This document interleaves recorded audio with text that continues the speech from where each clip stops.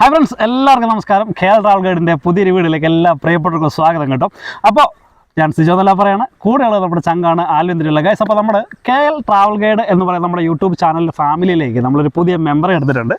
അപ്പോൾ ഈ പുള്ളിയുടെ വിശേഷങ്ങളും കാഴ്ചകളൊക്കെ ആയിരിക്കും ഈ വീഡിയോയ്ക്ക് നിങ്ങൾ കാണാൻ പോകുന്നത്. നമുക്ക് നേരെ വീഡിയോയിലേക്ക് പോകാം. അപ്പോൾ ഗൈസ്, അപ്പോൾ കഴിഞ്ഞ 5 വർഷങ്ങളായിട്ട് ഞങ്ങളുടെ കൂടെ ഉണ്ടായിരുന്നൊരു സുന്ദരക്കൂട്ടൻ വാഗണർ നമുക്കുണ്ടായിരുന്നു. ആ വാഗണർ നമ്മുടെ എല്ലാ യാത്രകളിലും നമ്മുടെ സാരഥിയായിട്ട് വിശ്വസ്തനായിട്ട് കൂടെ ഉണ്ടായിരുന്ന വണ്ടിയായിരുന്നു. അപ്പം അയാളെ നമുക്ക് കൊടുക്കേണ്ടി വന്നു. കാരണം നമ്മുടെ യാത്ര കുറച്ചും കൂടെ കംഫർട്ടാക്കാനും വേറെ കുറച്ച് ഉപയോഗങ്ങൾ എല്ലാം കൂടെ കൂട്ടിക്കൊണ്ടാണ് നമ്മൾ വലിയൊരു വണ്ടി എന്ന കൺസെപ്റ്റിലേക്ക് വന്നിരിക്കുന്നത്. അങ്ങനെയാണ് ഇസൂസുവിൻ്റെ D-Max എസ്കാബ് ഇസഡ് എന്ന വണ്ടിയാണ് നമ്മൾ എടുത്തിരിക്കുന്നത്. വണ്ടിയുടെ വിശേഷങ്ങൾ പറയുമ്പോഴത്തേക്ക് ഒരുപാടുണ്ട് കേട്ടോ പറയാനായിട്ട്. വണ്ടി ഒറ്റ കാഴ്ചയിൽ നോക്കുകയാണെങ്കിൽ അന്യ ലുക്കും അന്യായ ഫീലിങ്ങും കിട്ടുന്നൊരു വണ്ടിയാണ്. കാരണം നമ്മൾ സാധാരണ വണ്ടികളെ അപേക്ഷിച്ചിട്ട് ഈ വണ്ടിക്ക് ഒരുപാട് പ്രത്യേകതകളുണ്ട്. ആ പ്രത്യേകതകളിലേക്ക് നമുക്ക് കിടക്കാം. ഒന്നാമത്തെ കാര്യം വണ്ടിയുടെ ലുക്കാണ് കേട്ടോ. വണ്ടി എവിടുന്ന് നോക്കിയാലും റോഡിൽ കൂടെ വരുന്നുണ്ടെങ്കിൽ ആരായാലും നോക്കിപ്പോകും. അമ്മാതിരി ലുക്കാണ് വണ്ടിക്ക്. പിന്നെ ഈ വണ്ടിയുടെ കളറും എടുത്തു പറയേണ്ടുന്ന ഒരു വിശേഷത തന്നെയാണ്.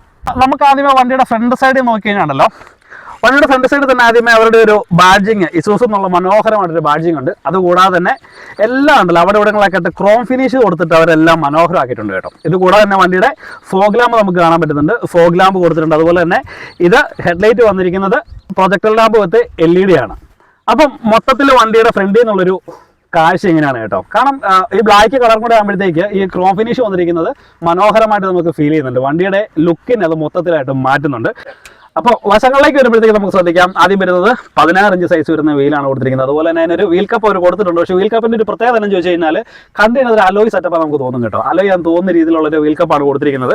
പിന്നെ അതുപോലെ തന്നെ വണ്ടിയുടെ സൈഡിലേക്കാണെങ്കിൽ നമ്മൾ നോക്കുമ്പോൾ താഴെ കൊടുത്തിട്ടുണ്ട് ഒരു ഫുഡ് റെസ്റ്റ് കൊടുത്തിട്ടുണ്ട്. ഫുഡ് റെസ്റ്റ് അല്ല, ഇതിന് സ്റ്റെപ്പായിട്ട് തന്നെയാണ് കൊടുത്തിരിക്കുന്നത് അല്ലേ. വളരെ വീതിയുണ്ട്.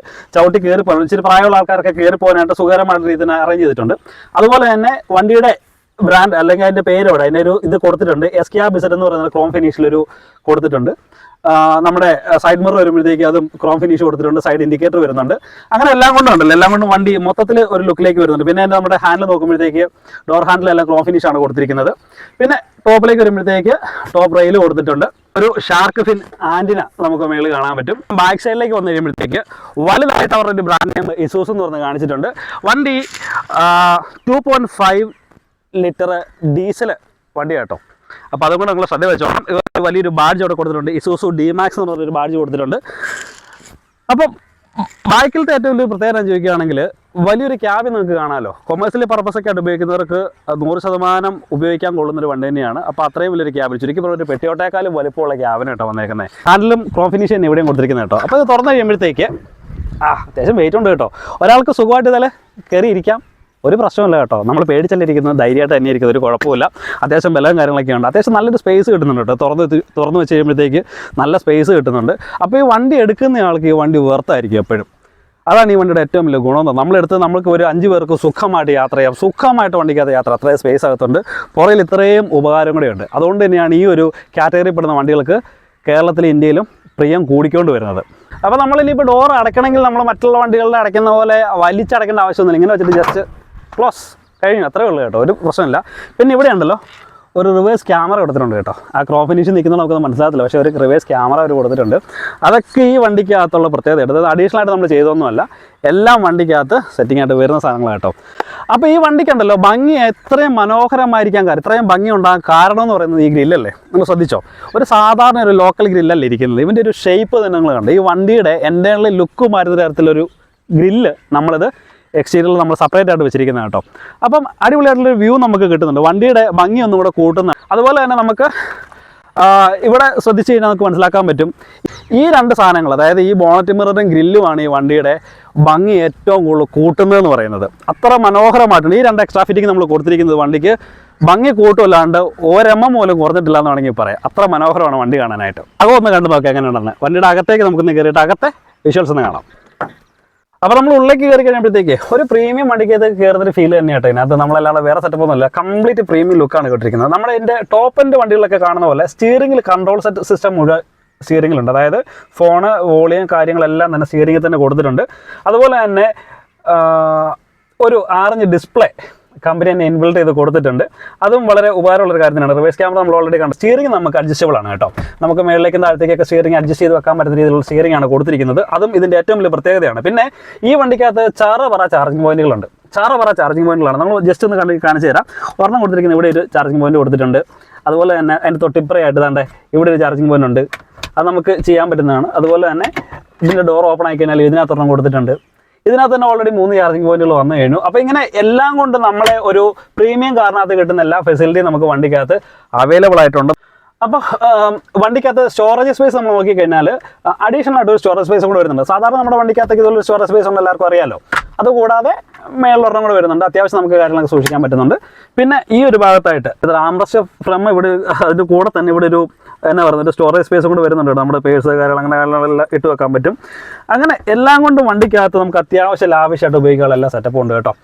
അതുകൂടാതെ നമ്മുടെ ഈ വണ്ടിക്കകത്ത് തന്നെ 2 സൈഡിലും അതായത് കപ്പ് ഹോൾഡറുകൾ വരുന്നുണ്ട്. 2 സൈഡിലും വരുന്നുണ്ട്. ഇവിടെയുണ്ട് അവിടെയുണ്ട് കേട്ടോ. അപ്പം ഡ്രൈവർക്കും ഉപയോഗിക്കാം, കോ ഡ്രൈവർക്കും ഉള്ള രീതിയിൽ 2 സൈഡിലും വരുന്നുണ്ട്. പിന്നെ താഴെ ആകുമ്പോഴത്തേക്ക് നമ്മുടെ ആ മിറർ അഡ്ജസ്റ്റ് ചെയ്യാനുള്ള കാര്യങ്ങളൊക്കെ ഇവിടെ കൊടുത്തിട്ടുണ്ട്.